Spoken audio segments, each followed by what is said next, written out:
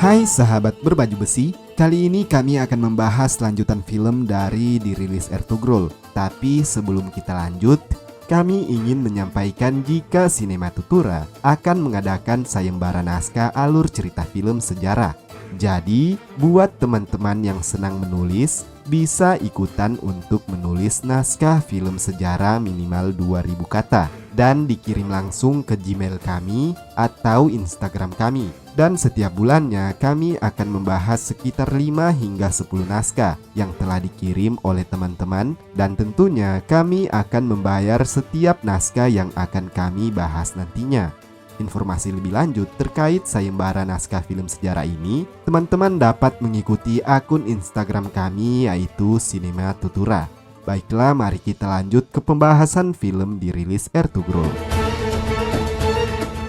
Turgut tak sengaja melihat Komandan Titus yang telah tertawan oleh Gundokdu. Segera ia menyerang Gundokdu diam-diam. Akhirnya persembunyian pasukan salib diketahui hingga mengakibatkan peperangan kembali pecah.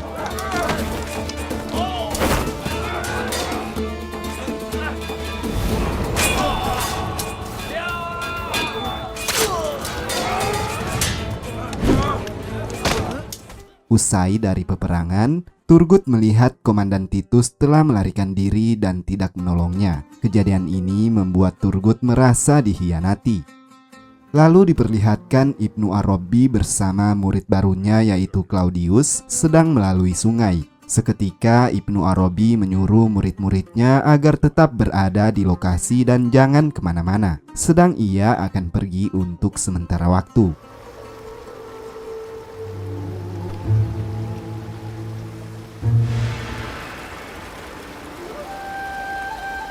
Assalamualaikum warahmatullahi wabarakatuh. Rupanya Ibnu Arabi bertemu dengan para ulama lain di sebuah tempat tersembunyi. Mereka membicarakan seperti apa nasib agama Islam saat ini.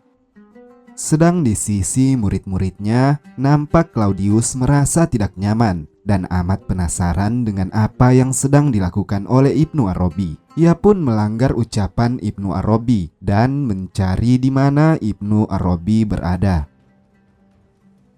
Setelah cukup jauh, ia melihat Ibnu Arabi bersama ulama lainnya. Akan tetapi, saat ia mencoba untuk mendengar lebih jauh pembicaraan itu, tak sengaja ia malah tercebur di dalam sungai. Imdad! Usai berhasil diselamatkan, Ibnu Arabi memaklumi tingkah laku muridnya itu, dan Claudius sendiri harus merasakan cedera hingga mereka sampai di perkemahan suku Kai nantinya. Di perkemahan Alpargu, rekan Kurdoklu yang berkhianat kini dalam kondisi sekarat. Karena pengkhianatannya, Ertugrul terus mendesak agar ia berbicara tentang siapa yang menyuruhnya. Namun, Alpargu akhirnya tewas tanpa informasi sedikit pun. Sedang nasib Gokce nampak tidak baik. Meski ia selamat dari tikaman Alpargu, tetapi tikaman itu melukai pahanya, yang mengakibatkan Gokce akan mengalami mandul seumur hidup. Selkan yang mengetahui itu mengancam seorang perawat. Jika ia membocorkan rahasia itu, maka ia akan dibunuh. Di sisi lain, Isadora yang telah berhasil kabur, kini telah sampai di perkemahan. Ia segera ditemui oleh Sulaiman Syah dan mengungkapkan apa yang telah terjadi kepada Turgut di markas Knight Templar. Turgut sedang dalam kondisi kritis karena sebuah ramuan yang membuatnya ketergantungan lalu hilang ingatan. Dan jika Turgut berhenti meminum ramuan itu, maka ia akan tewas dengan cara menderita. Di sini Isadora juga diminta untuk menceritakan siapa pengkhianat yang berada di perkemahan. Akan tetapi, saat ia diperlihatkan wajah Alpargu, Isadora tidak bisa mengingat dengan pasti wajah itu. Artinya ia tidak bisa mengungkapkan siapa saja pengkhianat yang berada di perkemahan.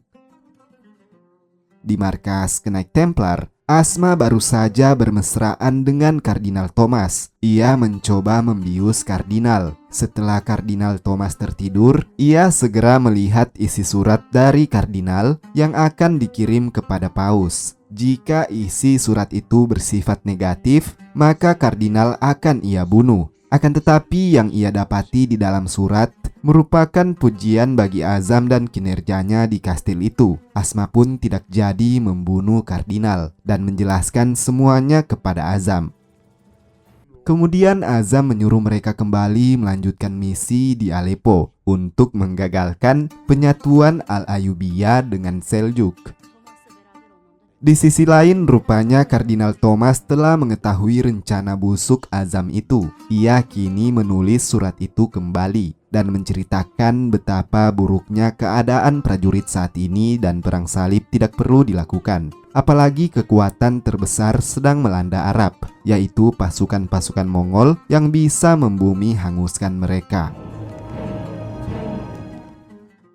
Kembali di perkemahan, rapat para petinggi segera dilakukan setelah percobaan pembunuhan kepada Ertugrul. Di sini Ertugrul mulai memaparkan semua isi kepalanya tentang dalang yang selalu menghalangi tindakan mereka sejak migrasi ke Aleppo. Tanpa basa-basi, Ertugrul segera menuduh Kurdoglu sebagai dalangnya. Ungkapan Ertugrul meningkatkan ketegangan orang-orang yang membelanya, serta orang-orang yang membela Kurdoglu. Di tengah ketegangan, Sulaiman Syah sebagai kepala suku menjelaskan percobaan pembunuhan kepadanya sewaktu ia sakit dan ia menuduh Kurdoglu juga sebagai pelakunya.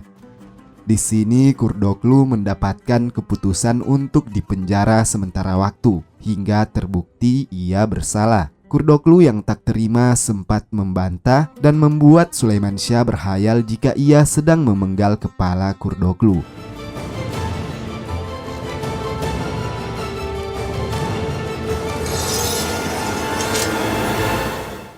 Akhirnya Kurdoglu yang tidak ingin mendapatkan masalah kemudian menyerahkan belatinya agar terhindar dari kemarahan Sulaiman Syah dan bersedia untuk dipenjara. Akan tetapi seketika Gundogdu tiba, ia kemudian membela Kurdoglu dan meminta agar ayah dan adiknya tidak menuduh pamannya sendiri. Karena pembelaan Gundogdu, Kurdoglu pun diampuni kembali. Usai rapat, Gundogdu menyuruh Ertugrul segera mengurusi kesatrianya yang telah mereka tangkap, yang tidak lain adalah Turgut. Semua orang mendesak Ertugrul untuk membunuh Turgut karena pengkhianatannya. Akan tetapi, Ertugrul memandang jika Turgut hanyalah diperalat, dan ia tahu rasa sakit Turgut yang harus meminum ramuan yang akan membunuhnya secara perlahan. Untuk itu, Ertugrul tidak mengeksekusinya, melainkan memeluk dan menyatakan jika Turgut tetaplah kesatria serta saudaranya. Turgut hanya mendapatkan hukuman penjara. Kemudian diperlihatkan Absin dan Isadora akan berangkat ke kastil Knight Templar. Meski hal itu berbahaya, Isadora tetap siap menerima semua resiko.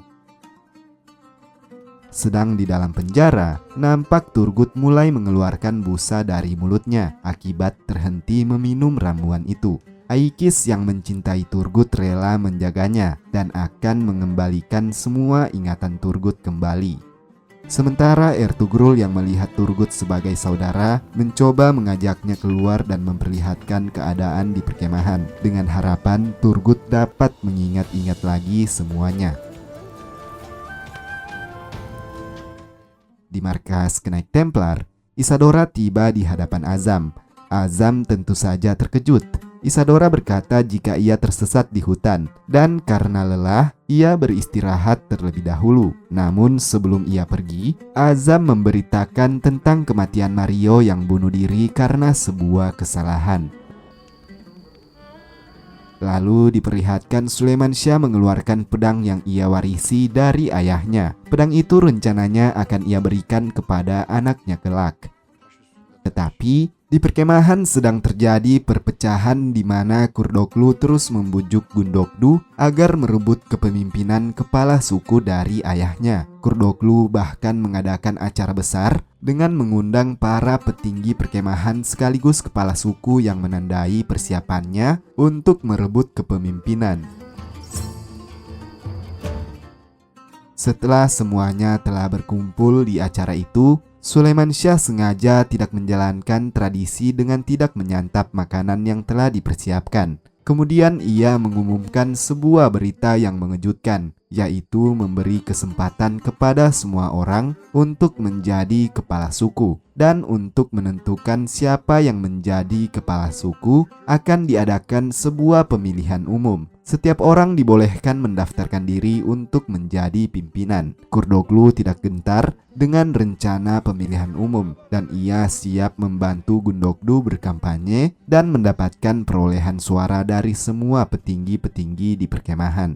Kembali di permasalahan Turgut yang kembali menjadi beban orang tua, Aikis bermaksud datang untuk memberinya makan, namun mendapat Turgut dalam kondisi tidak sadar. Lalu saat Aikis mendekat, Turgut malah mencekiknya. Aikis dicekik hingga tak sadarkan diri. Akan tetapi kejadian itu malah membuat ingatannya kembali untuk sementara waktu dan berteriak menyebut Aikis.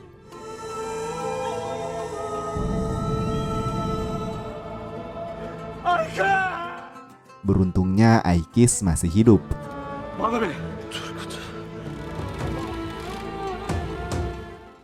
Kurdoglu datang dan memberikan ramuan yang diberi Komandan Titus sebelumnya.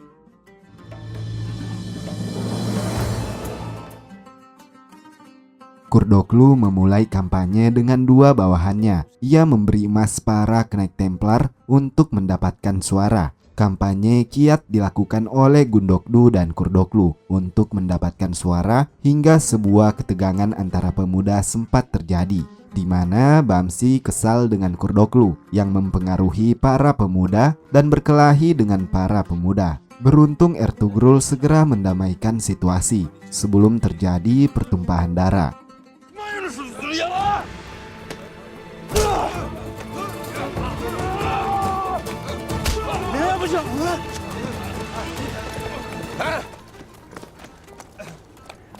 Kardeşim. Durduk yerde bağımsız. Bugün kutlu gündür gün doğdum. Tibalah hari di mana akan diadakannya pemilihan kepala suku. Nampak para petinggi telah siap untuk melakukan pemilihan, dan Kurdoglu mulai memberi tanda agar semuanya bersiap-siap untuk memilih. Kemudian datanglah Sulaiman Syah. Sulaiman Syah lalu memberikan kursi kepala suku kosong, kemudian mengumumkan jika saat ini ia memilih posisi yang sama dengan yang lain hingga selesai pemilihan. Lalu Deli Demir memulai pemilihan di mana ia meminta siapapun yang ingin mencalonkan diri agar maju ke depan. Suasana menjadi tegang karena Gundogdu tidak juga maju, meski Kurdoglu terus mendesaknya. Karena tidak ada respon dari Gundogdu, Kurdoglu lah yang mengumumkan calonnya. Akan tetapi seketika Gundogdu merespon dengan berkata jika ia tidak akan maju menjadi calon kepala suku. Hal ini tentu saja membuat Kurdoglu terkesiap, dan untuk menyikapi itu terpaksa ialah yang mengajukan diri sebagai calon kepala suku. Rupanya sebelumnya Sulaiman Syah telah mengetahui permainan Kurdoglu, dan ia meminta Gundogdu untuk mengikuti permainannya karena Gundogdu telah ia incar untuk dimanfaatkan. Pemilihan umum pun segera dilaksanakan. Namun semua petinggi perkemahan memilih Sulaiman Syah untuk kembali menjadi kepala suku dan menggagalkan rencana Kurdoglu. Terpilihnya kembali Sulaiman Syah membuat semua orang bersorak gembira. Kurdoglu tentu sangat emosi mengetahui jika ia hanya dipermainkan Gundogdu dan pergi untuk menemui Azam.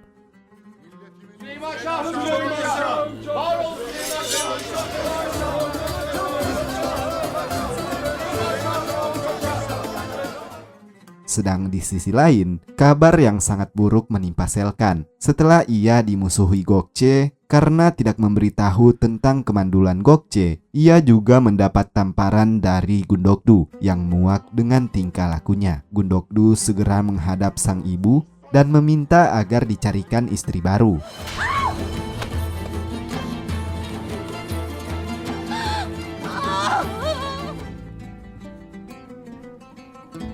Eminim ona. Hem de tez vakit. Sementara berita gembira datang pada Ertugrul dan Halime. Gokce telah meminta langsung kepada Sulaiman Syah agar Ertugrul tetap menjadi kakaknya saja dan akan sangat senang jika Ertugrul menikah dengan Halime. Kurdoglu memulai rencana baru dengan menyuruh anak buahnya untuk meracuni minuman Gundogdu dan membocorkan rahasia pembunuhan Pangeran Numan kepada Pangeran Yigit jika pelakunya adalah Absin. Yigit yang penasaran kemudian menemui lagi Kurdoglu dan memintanya untuk pergi menemui Afsin. Akan tetapi Kurdoglu malah membawanya kepada Azam dan Pangeran Yigit harus tertangkap kembali.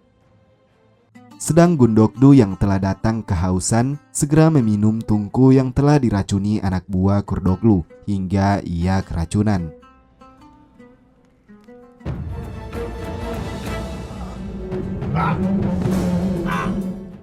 Beruntung teriakan keras Selkan membuat Ertugrul dan Halime segera membantu Gundogdu mengeluarkan racun dan dapat bernapas kembali meski harus mendapatkan perawatan yang baik.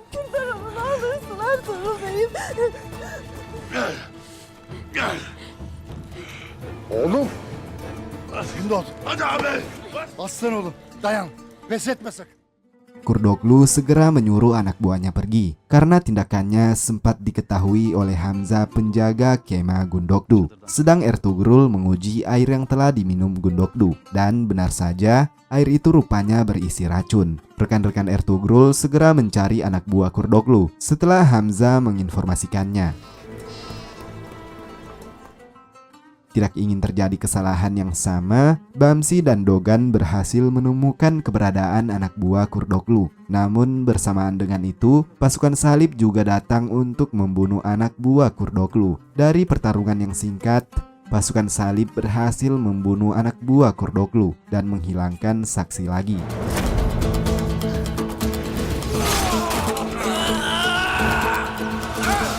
Sattın beni Kurdoğlu.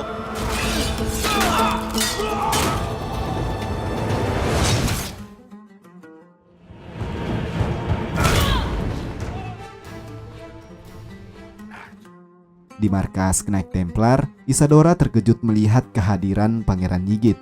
Pangeran sempat menjatuhkan kalungnya dan hal itu dimanfaatkan oleh Isadora untuk menginformasikan kepada perkemahan jika Pangeran Yigit sedang berada di kastil.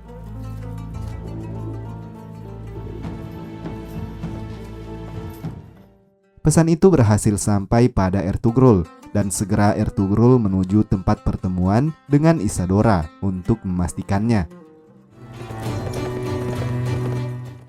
Setelah bertemu, Isadora segera menjelaskan semuanya dan memberi informasi jika Pangeran Yigit akan dibawa ke Antakya dan Konstantinopel untuk menjadi Kristen dan akan menghancurkan Kesultanan Seljuk dari dalam. Ertugrul segera menemui kesatrianya dan menyuruh mereka untuk bersiap-siap menuju Antakya. Beralih di perjalanan Ibnu Arabi, Claudius yang telah menjadi muridnya kini memeluk Islam. Di sini Claudius masih merasa resah karena dosa besarnya yang berencana membunuh Ibnu Arabi. Kemudian Ibnu Arabi menceritakan kisah sahabat Rasulullah, yaitu Umar bin Khattab radhiyallahu anhu, di mana ia memeluk Islam setelah hidayah yang ia peroleh ketika ingin membunuh Rasulullah. Dengan diceritakan kisah tersebut, Ibnu Arabi lalu berpikiran untuk mengganti nama Claudius dengan nama Umar. Claudius nampak senang dengan nama itu. Kembali di perkemahan, Ertugrul dan kesatrianya segera berangkat untuk menyelamatkan Pangeran Yigit. Setelah mereka pergi, kesempatan ini dimanfaatkan Kurdoglu untuk mengkudeta kepemimpinan Sulaiman Syah. Kondisi perkemahan yang lemah membuat Kurdoglu dengan mudah melakukan kudeta.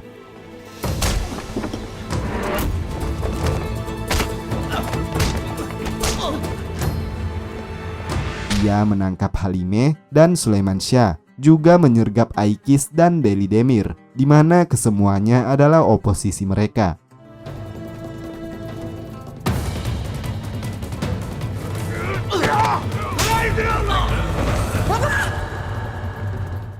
Gundogdu yang sedang dalam kondisi sakit sempat terbangun karena kejadian tersebut dan mendatangi Kurdoglu lalu menentangnya. Namun apa daya, dengan kondisi seperti itu ia tidak akan bisa berbuat apa-apa.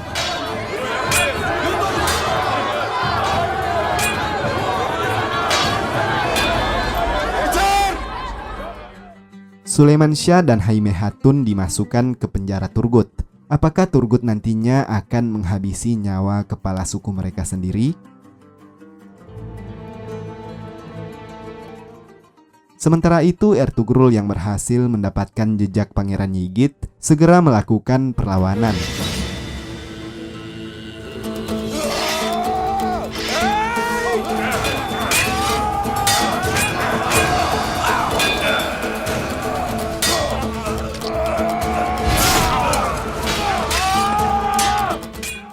Mereka berhasil menang, akan tetapi hasilnya nihil. Orang-orang itu bukan Pangeran Yigit, melainkan umpan dari pasukan Azam. Azam lalu keluar dari persembunyian dengan pasukan besar Kenaik Templar. Di sini Ertugrul dan kesatrianya tidak mau menyerah dan melakukan perlawanan meski mereka hanya bertiga. Apakah Ertugrul berhasil selamat dari perangkap Azam? Kita akan saksikan pada episode berikutnya. Durmak yok. Tereddüt yok. Haydi Allah!